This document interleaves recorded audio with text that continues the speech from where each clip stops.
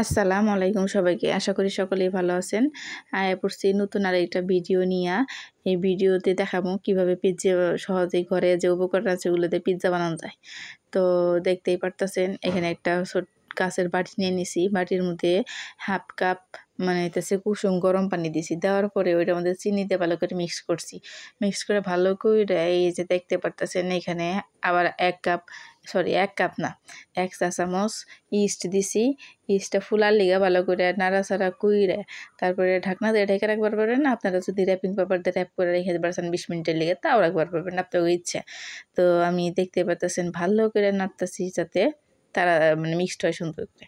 তো মিক্সড হওয়ার পরে আমি ঢাইকা রেখে দিছি। ঢাইকা রাখার পরে নিয়ে নিছি একটা ক্যাপসিকাম। তো এটা বাজার থেকে 40 টাকা দিয়ে কিনে নিছি ক্যাপসিকাম। তো ক্যাপসিকাম হইতেছে সুন্দর করে চিকন চিকন করে কাইটে নিতেছি। কাইটা নিয়ে আমি দেখেন এই যে কাটতে অনেক সময় লাগছে। ফার্স্ট দেখে দিতেছি। আপনারা ইচ্ছা করলে লাল ক্যাপসিকামও নিতে পারেন, হলুদ ক্যাপসিকামও নিবার পারেন আর কি। আমি এখানে সবুজ ক্যাপসিকামটাই নিছি। তো এই যে কুচি করে কেটে নিতেছি টপিংসের জন্য, মানে উপরে যে দেয় সাজিয়ে জানে খাওয়ার লিগে আর কি। আমি বেশি কিছু দিব না, ঘরে যা যা আছে ওইগুলাই খালি একটা কি কিনে নিয়েছি কয়টার ক্যাপসিকামটাই কিনছি আর ঘরে যা যা ছিল। তো আর একটা পেঁয়াজ কাইটা নিয়ে পেঁয়াজ কাটমোহন দেখেন কাটপর যে মাঝখান থেকে ফালা হয়ে গেছে। সুন্দর সুন্দর করে রিং করে নিমু। রিং তো বুঝতে পারছেন, আমরা যে রিং চিপস খাইছি ওই রকমই যে দেখেন ছোটো ছোটো করে ভিতরে গুলা বাইর করে নিয়ে তারপরে আমি কি করবো এরপরে। তো এটা বাইর করে দেখতে থাকেন কেমন করে বাইর করতেছি, ঠিক এমন করে বাইর করবেন। আর আপনারা চাইলে অন্যরকম করে বাইর করতে পারবেন, এত কোনো সমস্যা নাই।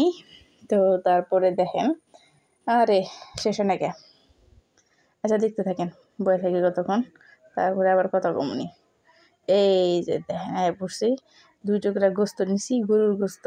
আমার ঘরে রান্না করা ছিল তো আমি এটা ইউজ করছি, মানে ব্যবহার করছি আর কি। তারপরে এই যে কাইটা নিতেছি ছোটো ছোটো করে যাতে পিজ্জা সম্পূর্ণতে মানে কি হয়। আর তাছাড়াও ছোটো ছোটো করে দিলেই ভালো লাগে।